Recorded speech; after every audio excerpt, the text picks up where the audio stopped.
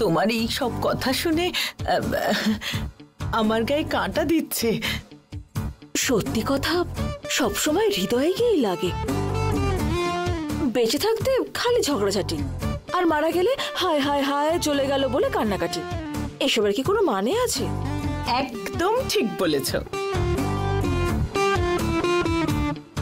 এতদিন ঝগড়া করার পর আজ একটু ভালো করে কথা বলতে পারলাম।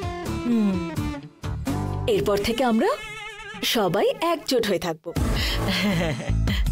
আপনি, আমি, আমার দাদা, প্রতাপ আঙ্কেল, নন্দিনী সবাই একসাথে। কিন্তু বেচারা শুধুমাত্র আদি মিসিং। আচ্ছা মা, আদি হসপিটাল থেকে বেরিয়ে গেছে নাকি? হ্যাঁ, না তো। ও তাই নাকি মা? তাহলে প্রতাপ আঙ্কেল বলছিলেন যে আদি হসপিটাল থেকে ছাড়া পেয়ে গেছে। আরও ফেরার পরেই সবার প্রথমে আপনাকে কল করেছিল। আর আপনি নাকি সবাইকে নিয়ে আদির সঙ্গে দেখা করতে গিয়েছিলেন। অপদার্থ একটা, আমাদেরকে কাউকে কথাটা না বলতে বলল, আর নিজে নেশা করে সবকিছু উগড়ে দিয়েছে। আন্টি, কি চিন্তা করছেন আপনি? আসলে শিবানী, তুমি এতবার ধরে মামা বলে ডাকলে আমি তোমাকে কি করে সবকিছু না বলে থাকি বলো তো? শিবানী, আদি সত্যিই এসেছে,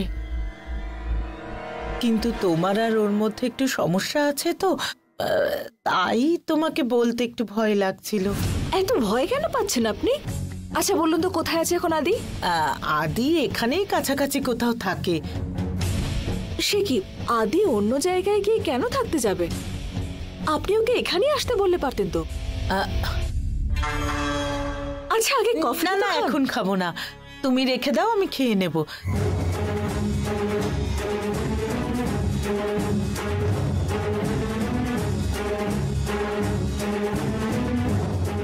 আচ্ছা আন্টি, আপনি বলুন আদিকে ও যেন এখানেই বাড়িতেই চলে আসে।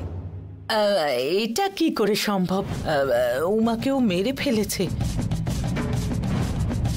তোমাকে মারধর করে ঘরে বন্ধ করে রেখেছিল। এই রকম একটা লোককে তুমি কি করে বাড়ির ভেতর ঢুকতে দেবে বলো তো? যা হওয়ার তা হয়ে গেছে, সেটাকে তো আর বদলানো যাবে না। এখন বরং এই সবকিছু ভুলে গিয়ে আমরা এক হয়ে থাকি।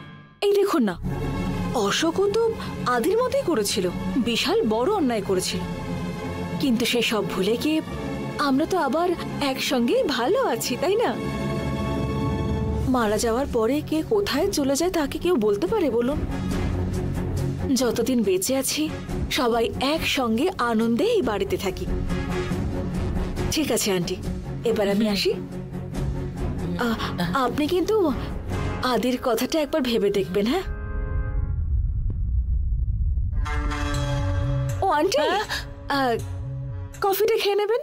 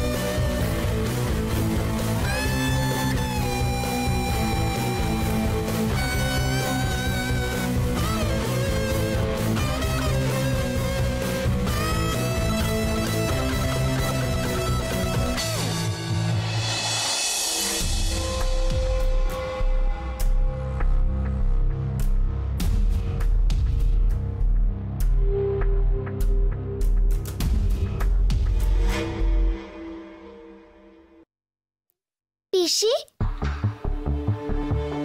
আমার মানে একটু বিজি আছে। স্কুলে নেতাজি সুভাষচন্দ্র বোসের ব্যাপারে স্পিচ দিতে হবে আমার। আমাকে একটু লিখে দাও না গো। এই যা তো, আমার কিচ্ছু মনে নেই। তোর মা যদি ফ্রি থাকে মাকে গিয়ে দেখা। আমি তো ভাবতাম তুমি গ্রেট। আমি সব কিছু ভুলে গেছি বলছি, তারপরও আমাকে গ্রেট বলছিস? এই জন্যই যে কোনো মহিলাকে কোনো একটা বিষয় বললে ওটা ওরা মনে লুকিয়ে রাখতে পারে না, কাউকে না কাউকে ওরা বলবেই, না হলে শান্তি পায় না। কিন্তু তুমি তোমার সিক্রেটটা কাউকে না বলে কি সুন্দর মেনটেন করছো, তাই জন্যই গ্রেট বলেছিলাম। কোন সিক্রেট রে? ওই যে আদি কাকু হসপিটাল থেকে বেরিয়ে এসেছে, এই বিষয়টা তুমি জানো না, কিন্তু তুমি তো কাউকে বলছোই না।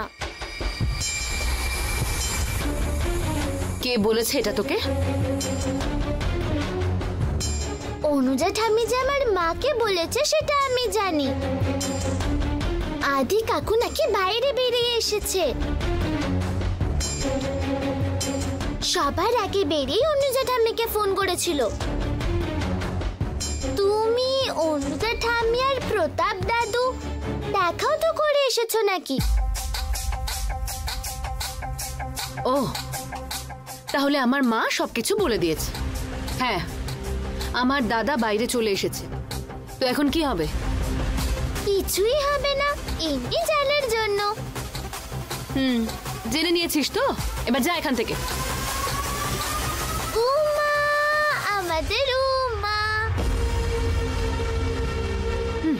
আমার মায়েরও না মাথা খারাপ, আমাকে বললো যে কাউকে বলিস না, কিন্তু নিজে গোটা পৃথিবীকে বলে দিল।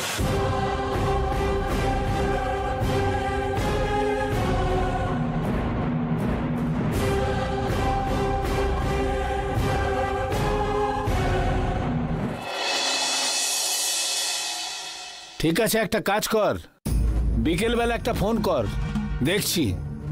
হ্যাঁ, আরে ঠিক আছে, আমি ফোন করে নেব। ঠিক আছে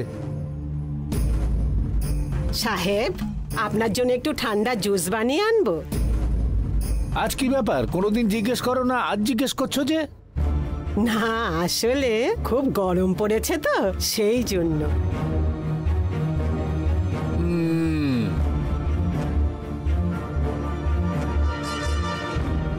আচ্ছা, আগে আপনি খুব ফুরফুরে ছিলেন, আজকাল কেমন মন মরা হয়ে থাকেন কেন? কি যে করব, যত আয় তত ব্যয় যে, কি